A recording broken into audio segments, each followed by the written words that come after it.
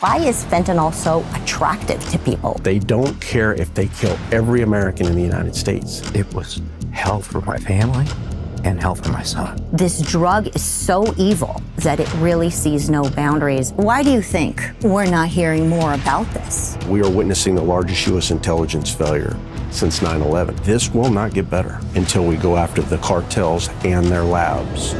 Dr. Jensen, Jason Jones, thank you so much for coming in to talk about fentanyl, the #1 killer of Americans 18 to 45-year-olds. It's mind-boggling what is happening in America right now.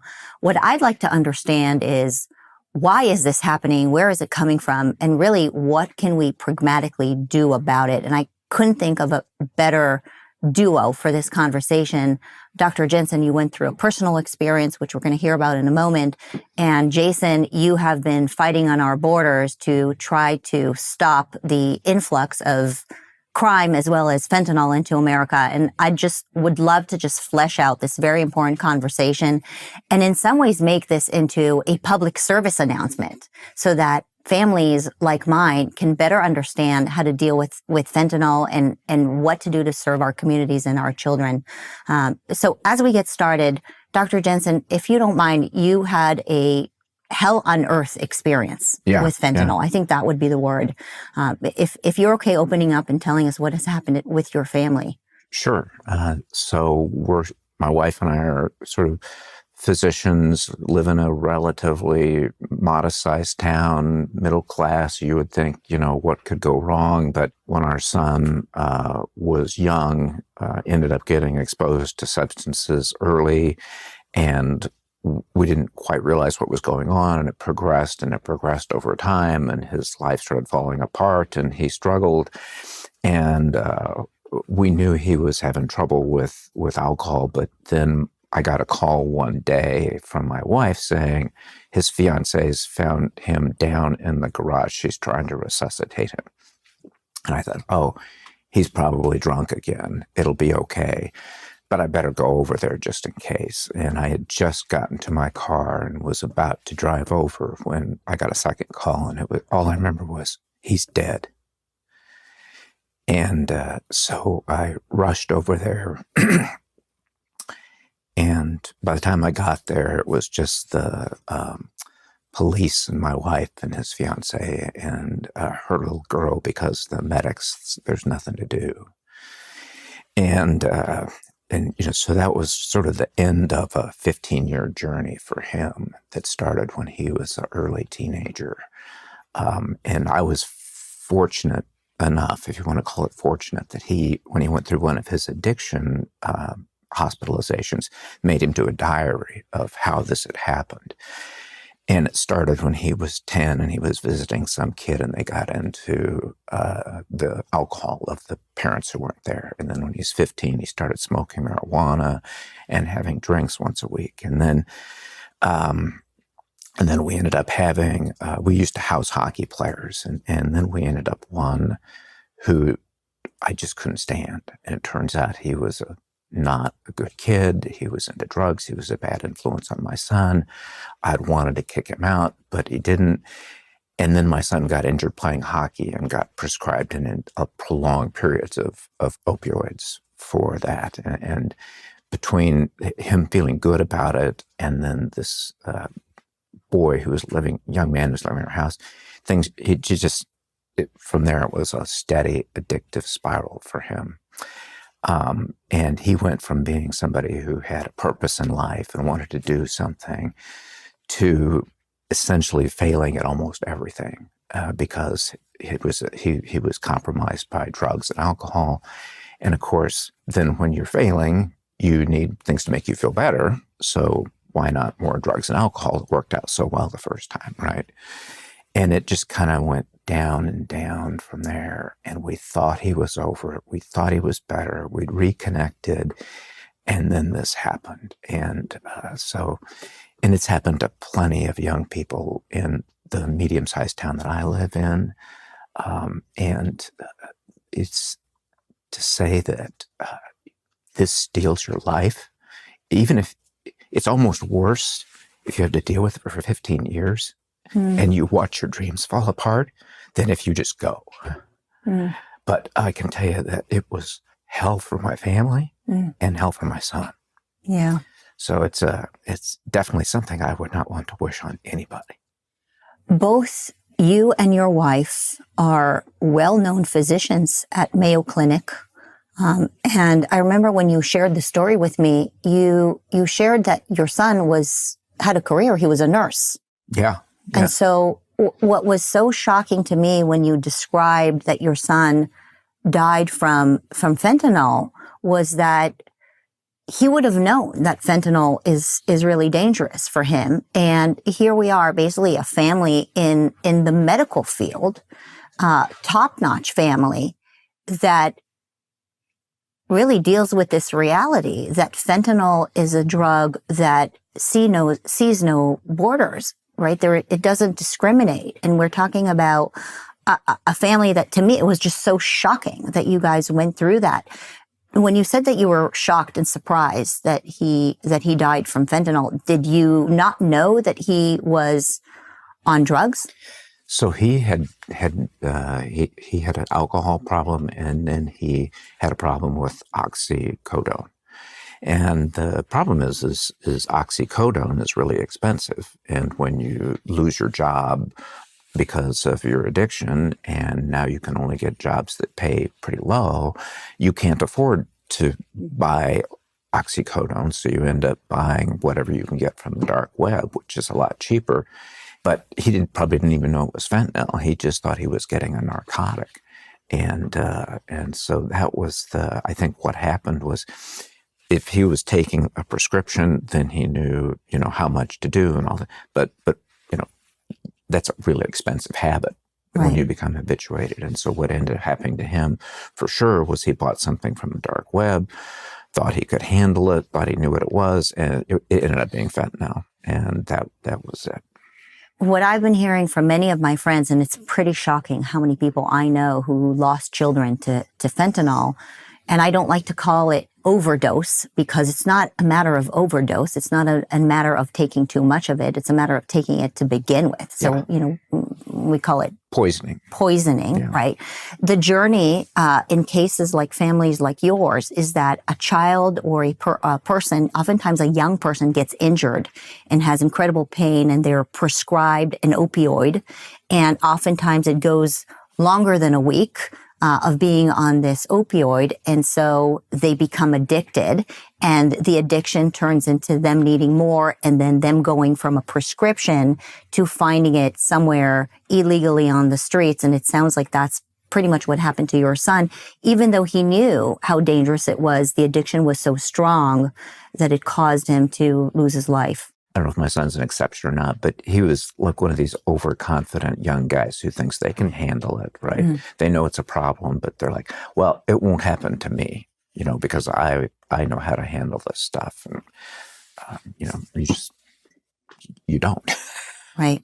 And I think for those who are listening, I think they would say also, well, it wouldn't happen to our family because we are present. We're there with our kids. We raise our kids. We talk to our kids. Our kids are educated, right? And to me, there is no more present couple than you and your wife. I mean, you guys are just wholesome patriots. You're present, and again, this drug is so evil that it really sees no boundaries.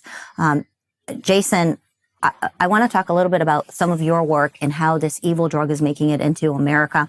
Just talk a little bit about your background and how you decided to really dedicate your life to helping us Americans live a safer life here. It's good to be with you. I'm a retired captain from the Texas Department of Public Safety's Intelligence and Counterterrorism Division, and I was stationed on our border from El Paso to Brownsville as an undercover narcotics agent to a lieutenant in Laredo as the war between Cartel de Golfo and Cartel del Oeste occurred.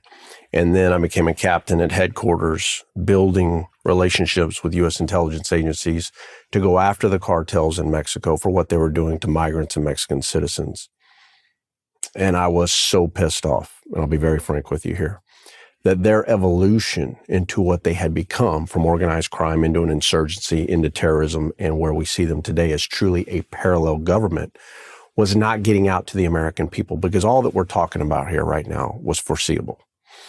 Fentanyl is just one thing that they're involved in. And so when you hear me say that we are witnessing the largest U.S. intelligence failure since 9/11, I say that because many people look at the border through the lens of immigration. But if you look at what the cartels have become, what they are doing to families, not only in our country, but in Mexico and throughout the world, we're in a completely new paradigm. And the U.S. intelligence agencies and the Homeland Security enterprise should have briefed the American people, or we wouldn't be where we are. And just to give you an example, when I retired in 2016, pissed off and went public, we were at 60,000 overdoses, really poisonings, but that's what we call it because this is how the CDC counts the data. Look at where we are now. From September of 22 to September of 23, we're at 111,000 in 1 year. I want to be very clear so there's no misunderstanding here. The cartels will not stop because they can't. And this is the story of why I'm so frustrated and why I've come out. From their perspective, and despite what everybody is telling you, China this and China that, and yes, that's absolutely true of their involvement when we talk about that. From their perspective, and their perspective matters, they are at war. They do not fear the United States government. They do not fear the Mexican government. What they fear is their rivals. And so when I tell you that they can't stop what they're doing in the production of fentanyl, creating parafentanyl, serafentanyl, and now these zine category narcotics that are being intermittent into fentanyl, this will continue to get worse. And that's exactly why I'm doing what I'm doing today. Not only being a journalist for Newsmax, but also testifying before Congress and going anywhere that will have me to talk about their operations and their impact globally, not just in the United States. Why did you leave? I realized very clearly that we were at the forefront. I was working with U.S. intelligence agencies to save lives. And in one operation I can talk about publicly because most of them are classified, we rescued 52 people who were about to have their heads chopped off, their arms chopped off, and their legs chopped off. It was a huge success for the state of Texas. And you would think to yourself, well, that's fantastic. Why would that make you angry? It made me angry because the day before I lost 49. Mm-hmm. So try living with that. And that's just the one operation I can tell you about. So for me, it is one thing. It is about obtaining new authorities to go after them, to crush them, not only in Mexico, but globally. And I will tell you this, and I mean this to the very core of who I am. This will not get better until we go after the cartels and their labs. And we'll go into many of the reasons why, but don't let anybody tell you this isn't fixable, because it absolutely is. Well, good, because by the end of this interview, I don't want everybody to just be down in despair. I'd like to get some good pragmatic advice on what to do. I think for us to wrap our head around fentanyl and what to do about it, it's important that we understand how it works. Doctor, maybe you can explain to me, because fentanyl is not a new thing, right? It's been around for a while. You know, Captain Jason, if I may call you Captain for a minute, describes that over 100,000 young Americans are dying from this. And you're not talking only about prescription ones, but you're talking about the ones that are mostly obtained illegally on the market. So just to wrap our head around, why is fentanyl so attractive to people, and how does it work? Well, so I can talk about the opioids more generally, and I could let Jason talk about fentanyl specifically. But generally speaking, there's parts of our brain that use the opioids, and there's ones that our brains make for us that helps damp down pain and increase pleasure. And so we have a built-in system to help us regulate pain and pleasure. And it just so happens that there are things naturally occurring and now unnaturally occurring in the environment that get on those receptors and turn them on. And the body ends up responding to the point where it needs it to actually function. You feel good when you take it, and when you stop taking it, you feel bad. And so it's a push-pull. And so we all have the kind of ability to respond to those. But in terms of why fentanyl, I suspect that has something to do. It's inexpensive, easily transportable. We've used it in medicine for decades, but it's usually used in the hospital for very brief periods of time because it's great at temporarily shutting down pain. Are doctors prescribing fentanyl for people to take home? Not that, I don't think so. So Not so usually much. they would use some of the other narcotics to take home, and we're being told more and more and taking, educational modules about, here's what you can prescribe, here's how long, don't do more than this, and then you have to report anytime you prescribe a narcotic. So things have gotten better since the 90s when my son got exposed, when, essentially they were writing prescriptions like candy. Right. Right. There's definitely been a reckoning against the pharmaceuticals that have been pushing basically zero tolerance for any sort of pain. And so things were prescribed. So things changed a little bit over there, yet people are consuming fentanyl at insane amounts. And so it's mostly an illegal consumption. Was that right, Jason? It is, yeah. But there's also a whole new realm that we've gone into. And if you look at so many young people that are dying from this, give you a great example. I was with the Lost Voices of Fentanyl family outreach group ran by April Babcock and Virginia Krieger, incredible folks. And I was at the rally, and there was a mom there who had lost her 3-year-old son to fentanyl. So that 3-year-old son didn't order fentanyl. That 3-year-old son was crawling on the carpet. And what do babies do? They put their hands in their mouths, and there was residual fentanyl on the ground, and it killed him. I can tell you a story of another mom whose daughter goes over to her boyfriend's house, and he was using fentanyl. And so what he would do at work, so that nobody knew what he was doing, he would put his fentanyl in his water, and they would take it all day, and he would just slowly sip it at work, so nobody knew what was happening. Well, he put it in the refrigerator. He went to get food. She had been working out, goes into the refrigerator, grabs the water, drinks it, dead right there. We are in a whole new realm of poisonings that Americans are not being briefed on. And this is very important to understand. We didn't have a fentanyl problem in this country. This is what I call the great lie. The cartels moved this problem because they see gaps in their market very well, very well. They saw a gap in the market when there were addiction for oxycodone, for hydrocodone. They saw the gap in the market for heroin. I'll give you a great example of what I'm talking about.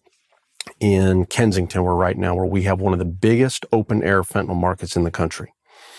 How did that evolve? Well, if you look back to the 70s, we had the Colombians moving in heroin into there, owned the market forever. In 2010, I was there last year, and I was with DEA and law enforcement trying to really understand how Kensington had become what it had. The Mexican cartel, specifically Chapo Guzman's cell, moved in there and began taking over the heroin market by giving it away for free. So they took over the heroin market. Then in 2015, when fentanyl came online, because if you look at the data, we never had fentanyl crossing our southern border until 2015. And for the entire year, according to CBP data, it was 70 pounds. That is how they get it into the communities. Then from there, they give it away for free. So you see, you don't have the addicts, but you have the addicts for heroin. So when they come to get their heroin, they give you this for free. And they spread that virus. See, this is the story that's not told. What do you always hear from these pundits on television? If we didn't have such a demand, there wouldn't be such a supply. They never tell the American people how the cartels drive that. Saw the same thing with methamphetamine right now throughout the country. I was with the meth squad in 2005 in Houston, Texas, and all our job was to take down labs like that overnight. Remember, this is where pseudoephedrine labs were domestically being run. People would go in to do the doctor shopping. You may remember they'd go in and they would buy all this pseudoephedrine. Chapo Guzman again saw that gap in the market, began working with China, importing P2P, phenylacetone, created the mega labs for methamphetamine, and then pushed it for free. And I will never forget it. We covered 18 counties with a special unit known as the high intensity drug trafficking areas. It was like somebody turned the lights off because as they came into Houston, Texas, they gave away methamphetamine for free and they took over the market. Right now, across this country, Americans should be told that whether, look, we're talking about U.S.-based street gangs or what we call tier one gangs that have impact multiple regions of our country, they are all collaborating with the cartels. And this is the story that should be told to the American people, how they move and create markets. They've done all of this. And it's also how they've changed the analogs to create more deadly strains from regular fentanyl to parafentanyl to serafentanyl, and now mixing in these xylazine category drugs that I'm talking to you about. But you hear nothing. You hear nothing from DEA leadership. You hear nothing from the Office of National Drug Control Policy. And this is why I've gone public to say, if you think they will stop, I want to be very clear, they will not. From their perspective, they're battling a rival. So when we talk about how this has become an epidemic level, you've got the data right here. Those of us that lived through the 80s with the crack epidemic, we were at 10,000 overdoses, that's what we called them back then, per year. In the worst part of the crack epidemic, look at where we are today, 111,000 in 1 year.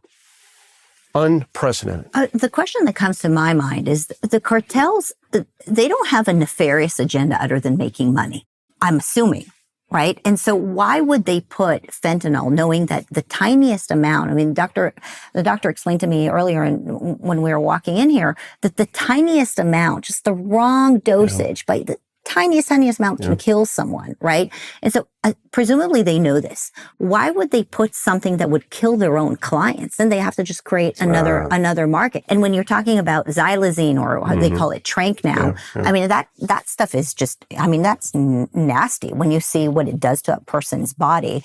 Again, obviously kills off their own clients. Why would the cartels do that? It just, is there no bigger nefarious agenda to just kill Americans? I get asked this question all over the country, everywhere I go. And, this is why we have the DEA. This is why we have a DHS secretary. This is why we have the Office of National Drug Control Policy. From the cartel's perspective, and this is very important to understand, they don't give a damn. They don't care if they kill every American in the United States. Because from what you've been told is if we, the Americans, didn't have such a drug problem, they wouldn't exist, right? We've been told that for how many decades? You've not been told that Sinaloa is in 54 countries. Cartel Jalisco New Generation, the most hyper-violent cartel in Mexico, is in 48. They have killed hundreds of thousands of Mexican citizens. They are killing more Americans than any terrorist organization in the world. They don't give a damn. From their perspective, and that's where I go back to this, they're at war. And they will tell you that. And if their rival gets a better narcotic, why they have gone to these change the analogs within fentanyl is because they are fearful that their rival will create a better product, make more money, be able to buy more surface-to-air missiles, more armored vehicles, 50 caliber belt-fed machine guns, light anti-tank weapons, RPGs, and the long list of military-grade weaponry goes on. That they will lose their plazas and their areas of control. That's from their perspective. And despite what everyone is telling you, their perspective matters. This is why I am trying to create such a sense of urgency. They don't care if they kill all of us. CJ&G came to rise because of their movement of narcotics into Australia and into Europe. They're one of the youngest cartels in Mexico, yet their rise mostly came from moving narcotics overseas. But what do you hear from these so-called pundits on national television? Oh, if you just didn't have a drug problem in the United States, it's bullshit. It's been wrong for decades. And American families, like Doc here, are paying for it.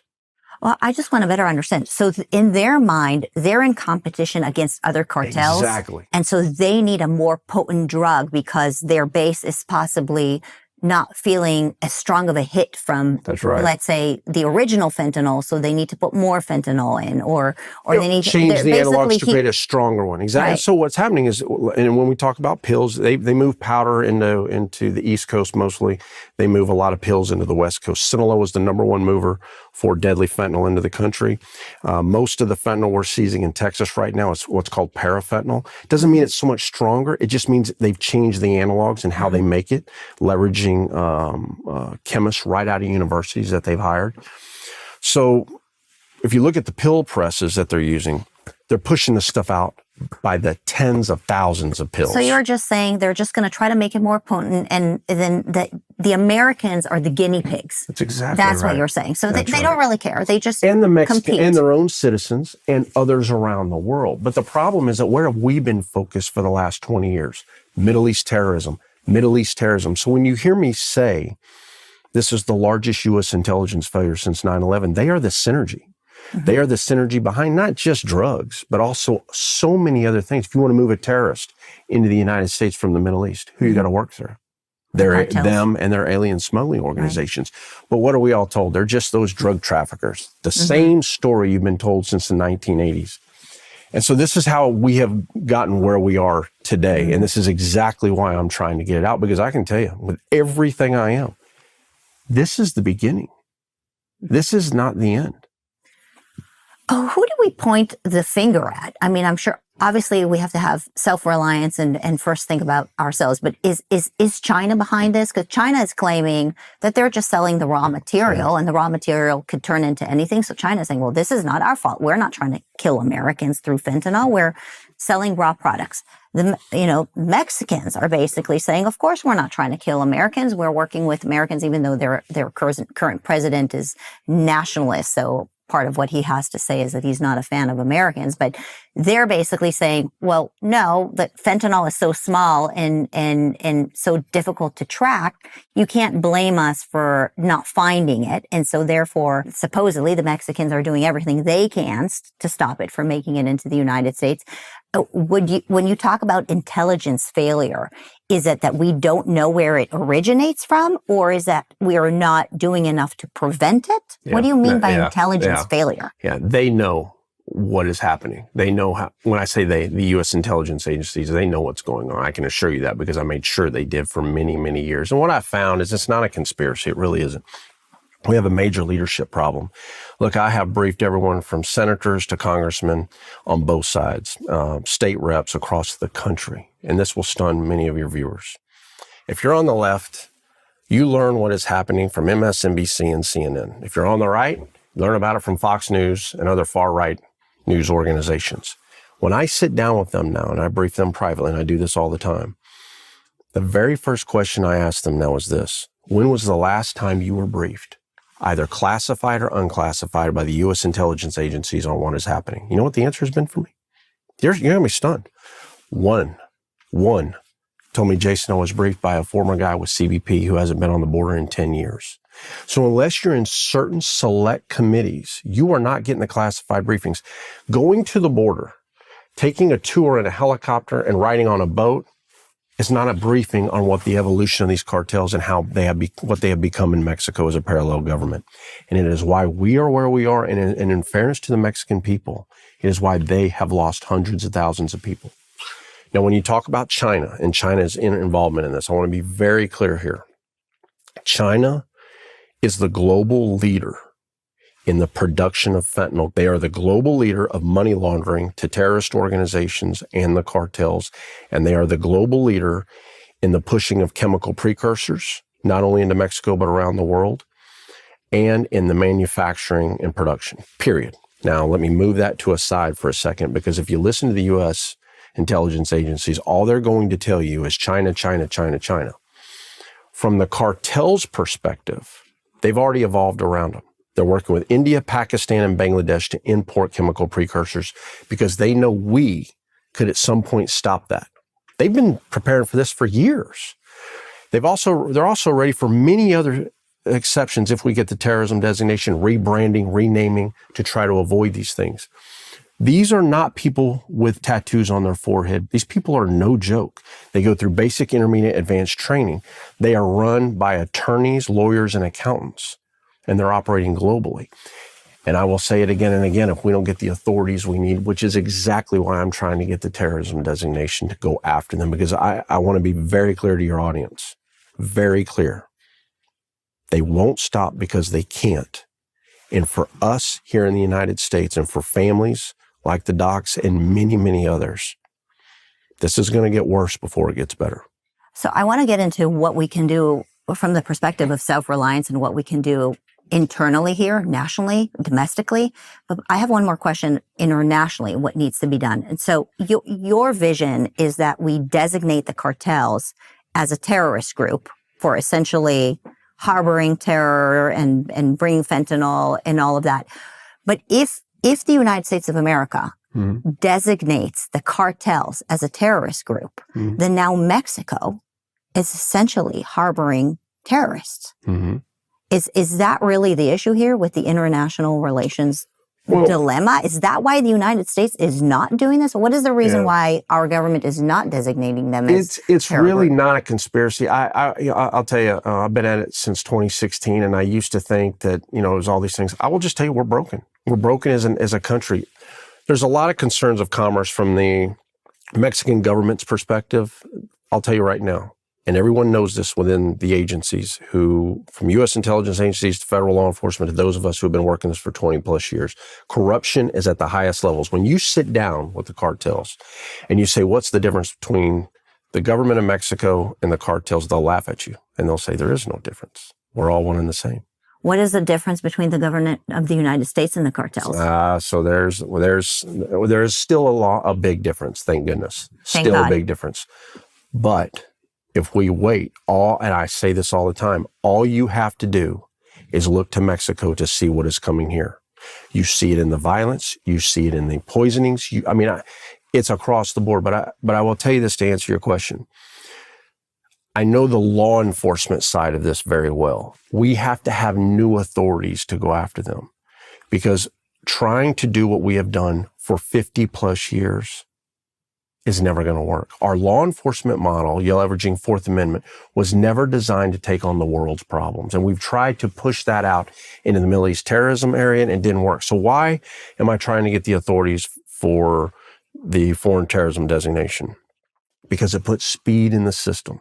3 major things you get from that. First, you cannot be a terrorist in our country. It allows me and allows law enforcement to rapidly remove them. Now I don't have to work a 2-year case on them and to try to get them on drugs or some other thing. Do you see what I mean? I can get them out of the country very rapidly, quickly. There are tens of thousands of them here. Now, second, they're operating globally. This allows us to put them on no-fly lists. They can't move across the ocean, and we're limiting their mobility globally. And then third and final, you will hear from these experts that we've got to go after their money. We've got to go after their assets. Okay, I've got some insight for everyone. No shit. We've been doing that under the law enforcement model for over 20 years. The problem is the American public hasn't been told how slow our system moves. And we want that, all of us. We want that as Americans. But when we're taking on global problems outside the United States, I want to be very clear on that, outside the U.S., this will allow us to go after that money, to go after their assets real time versus making a 2-year case on them and then watching as they move those hundreds of millions of dollars from banks all over the world very rapidly, very quickly, and we can't keep up. This is how we win. It's not about war. It is about authorities that allow us to attack the networks, the lawyers, the accountants, the people you never hear us going after. Because as we have gone after the bosses for years, what do? They just replace them. So we've got a leverage network theory. And I don't go into this too much publicly, but every cartel is different. And how you go after the Sinaloa cartel versus how you go after CG&G versus how you go after those along the Frontera is totally different based on the structure and how they operate, and then attacking those key nodes. That's how those of us who have done it, who have gone after the Los Zetas and absolutely disrupted them, went after Cartel de Golfo as they went to war. We know exactly what needs to be done. So basically, you're saying if you designate them as terrorists, you can take your gloves off and actually get the work done. There it is. Okay. So I want to ask some questions about some of this, the domestic issue of fentanyl, because so much of it is already here, enough to kill cities of people. For me, I want to understand if I can get my loved ones to avoid getting on fentanyl or opioids to begin with, or to not get into weed, right? I know you warn families all the time that it is in fact weed or marijuana is in fact oftentimes a gateway drug into narcotics, I guess. And this is a very unpopular opinion for my generation, right? It's like I'm almost not allowed to say this, but I've come to believe that it is true. I've seen enough evidence of that. Is that enough? Or is fentanyl going to be used for chemical weapons where you describe that it could be on a surface and somebody could die from there? Is that something we need to worry about? I don't mean to just freak out the audience. If we at least have a very solid public service announcement that says, just keep your loved ones away from drugs. Yeah. Is that at least the step that needs to be taken here? I believe that's a huge part of it, a huge part of it. You know, Americans are not being told the discussions we're having right now. And, you know, for those of us who remember back in the 70s and 80s, how did we grow up? Just say no campaigns, right? This is your brain and show the frying pan. And then this is your brain on drugs. And then, you know, you crack the egg. And we all grew up with that, learning what these drugs would do. Well, now look at what our motto is. One pill can kill, right? And you say, okay, well, that's at least something. But it doesn't make any sense when you look at the strategy we have. We need a national campaign that is unprecedented to go after this. It needs to be in every school. It needs to be on every show at night. And we need a major initiative by this government to absolutely inform the American people of what is really happening in the evolution. Because look, we're looking at things we've never seen before. It's not just the poisonings. We're looking at second layer addiction issues that this country's never seen. You know, when you take fentanyl and then you're mixing xylazine in that, we don't even have enough data to understand what is the 10-year and 20-year impact of anyone that survives this. Do you see what I'm getting at? Yeah. So we need such a change in the harm reduction model that has been in place by both Republicans and Democrats for a very long time under the Office of National Drug Control Policy, and truly go after the enforcement side globally after these cartels, and then domestically doing these things to inform the American people. It's awkward to say this in the middle of an episode about fentanyl, which is a horrible thing, but I'm actually relieved because this is something we can do something about, right? If we inform Americans of how dangerous it is, if we are allowed to actually shame the communities for allowing drugs within our communities, which is something that America has taken away, right? It's like you're not allowed to shame anybody for any sort of bad behavior anymore because you're shaming them. Doctor, I'm curious on the CDC side, the AMA side, the medical establishment. They have been so strong when it came to communicating about COVID. So it's not that doctors cannot communicate what they perceive as dangerous to their patients and to the entire country. Has the CDC come out with the type of warnings that Jason is talking about, at least parallel to what they've done with COVID, right? You know, they've managed to tell every child all over America to wear a mask. Have they done something somewhat similar when it comes to fentanyl? Are you seeing that on the medical side? Certainly not in our community. There's not the kind of widespread educational efforts. I mean, not just for the kids, but for parents, for spouses, for brothers and sisters. It's like, what do you need to do to reduce the chances that somebody you love is going to, whether it's alcohol or fentanyl or anything, is don't get them exposed early. Look out for the early warning signs, grades going down, changes in behavior, hanging out with the wrong kids. Those are things that happened to our son. We just didn't realize these are early warning signs that things are going wrong. And then if we can take some personal responsibility, and I think that's going to supplement, big policy things, but take responsibility, protect your loved ones.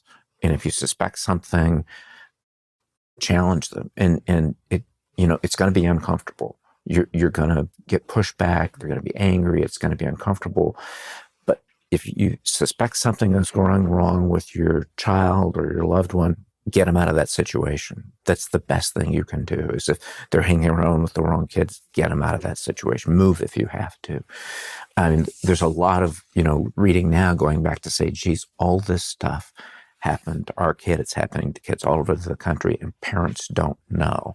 This is a warning sign. You can do something, but you better do it early, because once they get too far down that path, it's a lot tougher. Better to recognize the early warning signs from a parent's perspective and then intervene. One of the first things you mentioned to me was to not allow my kids to ever get on marijuana. And I'd love for you to elaborate a little bit on that, because it is counterculture to say that. And so what led you to say that to me? So there's three things. One is that the current marijuana is way stronger and way more addictive than the stuff that was around in the 60s and 70s. The second thing is kids are starting out way younger. which is when your brain is most susceptible to rewiring by addictive chemicals, and it is addictive. And then the third thing is it's being laced with all kinds of addictive drugs. So you're finding fentanyl in marijuana, you're finding meth in marijuana, and so it's not an accident. Marijuana is now legal in a lot of places, and so kids think it's okay, and they're not just getting marijuana; they may be getting meth and fentanyl. But what if you buy it from like a reputable source? There is no reputable source for marijuana. There's no quality control for marijuana. You can get marijuana in my state, Minnesota. There's no guarantee that that's not, nobody tests it to make sure what's in it. The problem I have with it is it's false that it's not addictive. It is addictive. True. It's way more addictive now. They're getting it to younger and younger kids, and they're lacing it with stuff that makes it worse. So, I would encourage any parent or sibling to say, whatever you do, do not start down this path. Okay, so as you described, many of the folks that get addicted to these opioids have a severe injury, and they're in excruciating pain. And so they get prescribed something. At what point do you say, no more? 10 days? 20 days, 1 month? Is there something where you could tell a family, this is where you draw the line and it's going to become an addiction? Well, physicians are now being taught this, where they weren't, 20, 30 years ago. It was like, just keep, now it's like, you cannot prescribe more than this amount, But some people get addicted sooner than others. And, then some of the other early warning signs is your medications are disappearing. So if you've been prescribed a pain medication and it's disappearing, it could be that somebody in your family or a kid that's visiting has a problem, and now they're taking it. So that's another warning sign. If you're saying, where did my Tylenol 3 go? Or where did my, or why is my wine cabinet empty? There's a lot of things where, we just, these are now known that if things are disappearing, you need to suspect. Sure. So I have Narcan here. I actually picked it up at a local drugstore. It didn't require a prescription. It was actually quite easy to get. I think they even sell it online on Amazon. Do you recommend having college students carry Narcan in their backpacks? Is fentanyl that prevalent on college campuses that one should have one of these? I would definitely say so. Listen, at the end of the day, we're seeing things we've never seen before. My suggestion is absolutely, college universities right now where kids are experimenting and leaving the home for the first time. We're in a whole new paradigm here. I interviewed a mom in Arizona who had lost her 13-year-old daughter. The daughter had some girls come over to spend the night. They ordered Adderall from an app. The guy shows up at the door to sell it to them. It wasn't Adderall. It was pills from the cartel that were cloned pills. And the girls left that morning. She noticed her daughter didn't wake up, goes upstairs and her daughter's dead. Her daughter was not an addict. This is what has to come across to everyone here. This is poisonings. So if this is going to help, it may not help you. It may be there for the next person. You see what I'm saying? This needs to be in every classroom in universities all over the country. Let me tell you how bad this has become so everyone's aware. I fly with law enforcement. One of the things I do, being in media now, is I try to bring what law enforcement's up against with these cartels closer. And I was flying with some pilots with the Texas Department of Public Safety's aircraft division the other day. They all have them. Do you know why? It's not for who's in the back. It's because when they make these big drug seizures in the middle of nowhere, the air from those blades can bring it up in the helicopter and they can get micro doses. So just in case they have this, this is where we are. This is what Americans need to understand when we talk about a 3-year-old crawling on carpet and literally putting his little hands in his mouth and it kills him. We're in a whole new category. And this is why I'm so frustrated that this is the job of ONDCP, Office of National Drug Control Policy. This is the job of the Homeland Security Enterprise and DEA executive leadership. But the American people aren't told. So Captain Jason, you mentioned the examples of 13-year-olds who are thinking that they're taking something, but they end up taking fentanyl or tranq.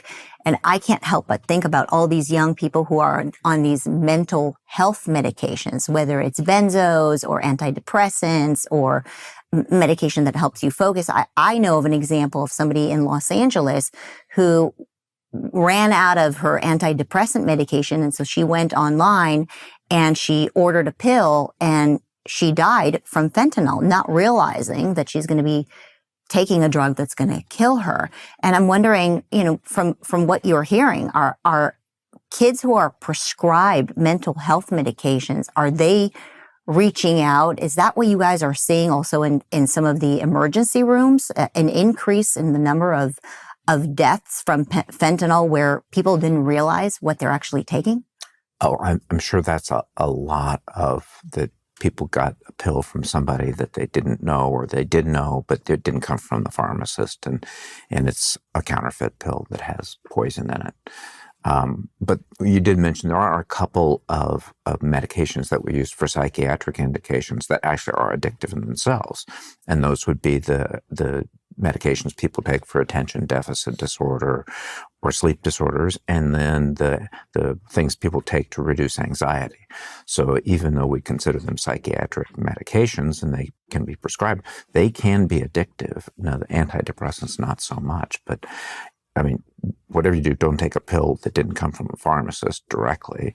But beware, those other medications can be addictive and can lead you down that pathway that you don't want to go. Well, so many kids are self-diagnosing themselves right now, or they say they have anxiety, and so therefore they'll go to a therapist, and they start with medication so young, and oftentimes, I'm sure some kids need it, but I'd imagine that so many of them don't need it, and so here is yet another roadmap into why they would be looking for medication that ultimately ends up being something that they didn't realize they were taking. Jason, are you guys seeing counterfeit pills to things like anti-anxiety or benzos? Everything. That's the story here. Most of the interviews I do with moms and dads across the country, their children are dead, not because they thought they never ordered fentanyl.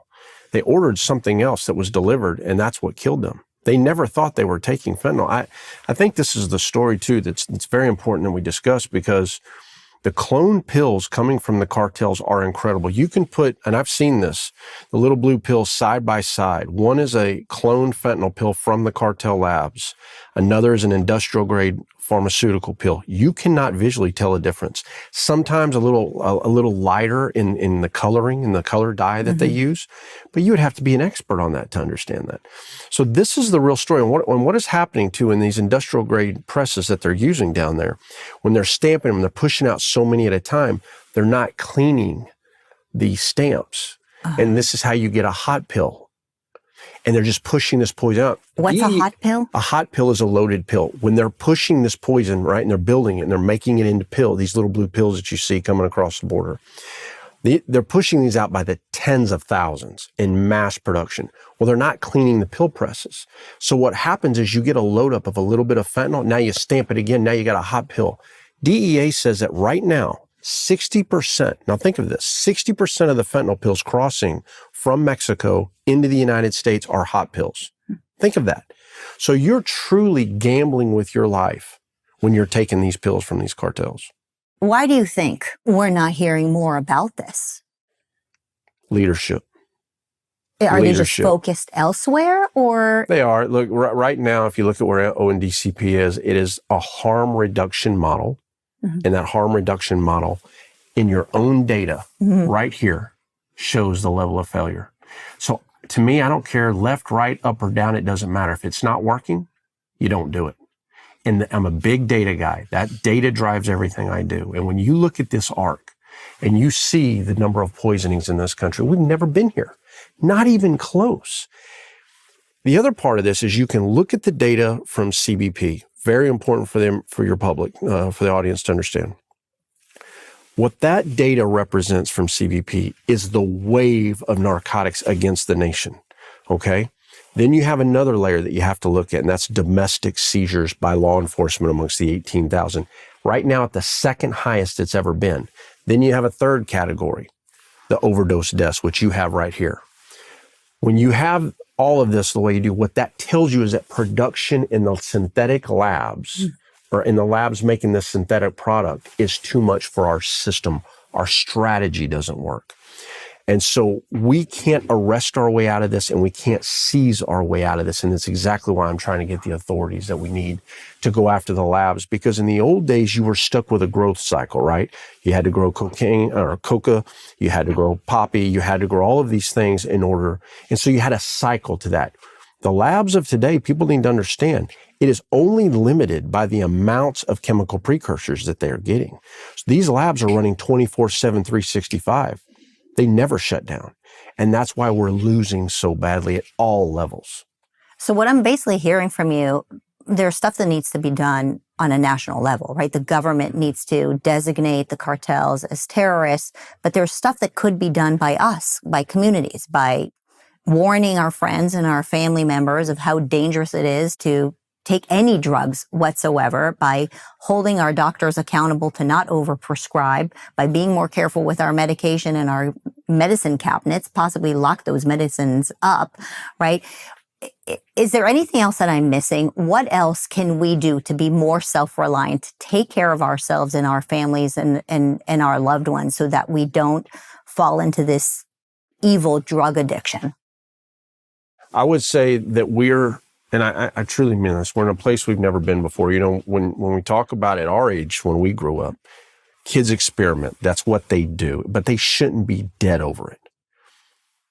You have to communicate to your children and the people you love the most in your life. I don't care what their age anymore.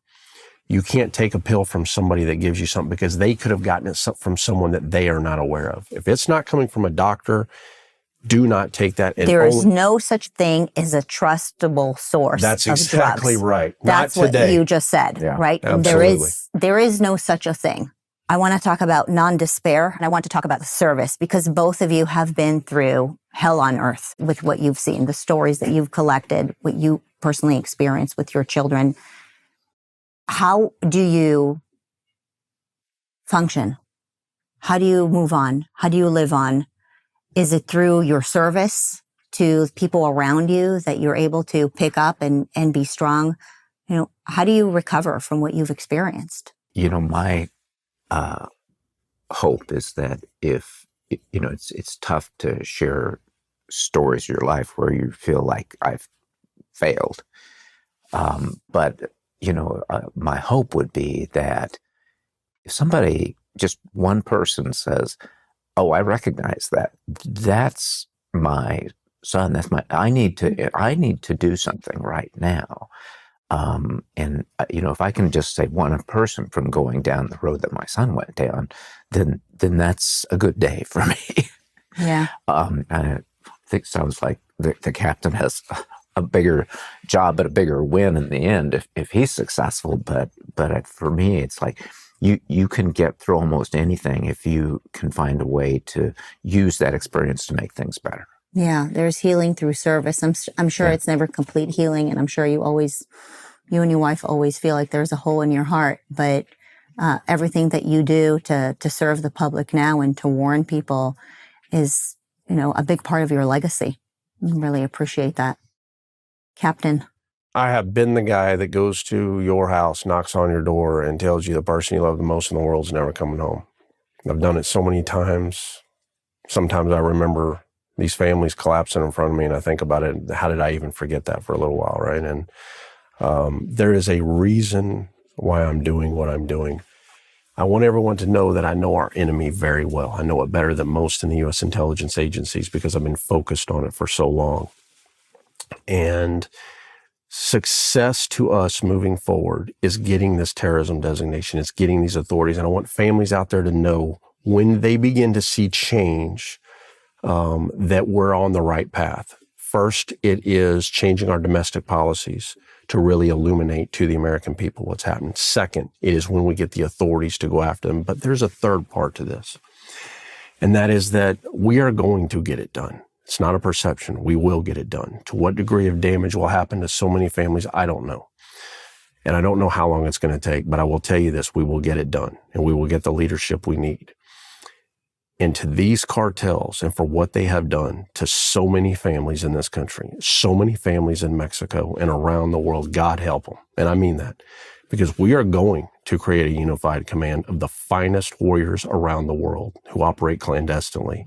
And there will be nowhere on planet Earth they can hide for what they've done to so many of these families. And I mean it to the core of who I am. Friends, let this be our mission, to stare at this evil and not look away, and be so convicted in knowing that we have to fight this, that we become stronger and more powerful than our enemies would ever believe. And I think that while the subject is so difficult to deal with, and while it could send people into the pit of despair because it's so scary, it will do the exact opposite for those of us around this table and those who are listening. It will only convict us, and it will only arm us so that we do what's right and we'll do what's good for our kids and for our country. So God bless you both. Thank you so much for coming in here today. Thank you. And thank you for having the us. very helpful education. Appreciate you both. Thank you. Thank you.